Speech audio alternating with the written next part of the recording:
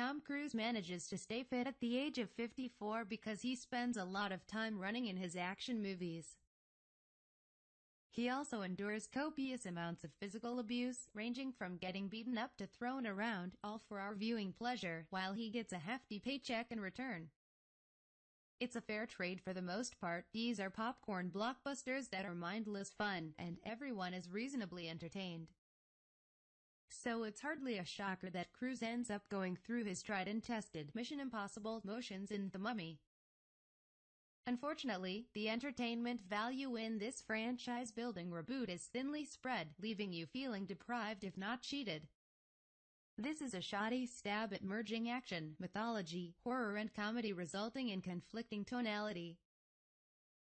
Even the occasionally surprising, massive set pieces with elements flying at you in 3D are interspersed between two-dimensional characters who exist merely to cater to movie tropes. Cruise's protagonist is his version of a lovable rogue, in the same vein as Indiana Jones, making some seriously questionable decisions throughout the movie. Annabelle Wallis wanders around as the damsel in distress in need of constant rescuing. Russell Crowe hams it up as a Nick Fury-ish leader with ambiguous motives spewing campy exposition.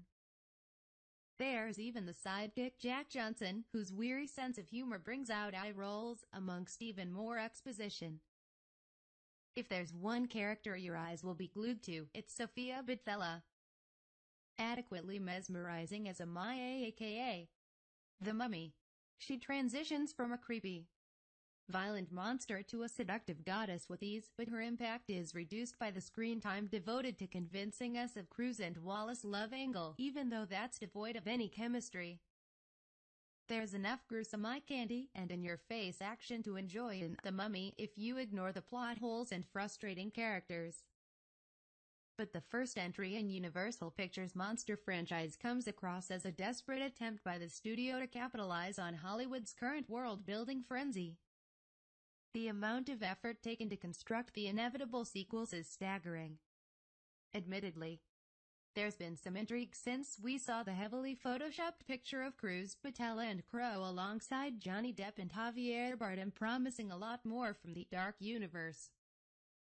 But in the absence of quality writing, gripping plots and characters to truly care about, perhaps some monsters are best left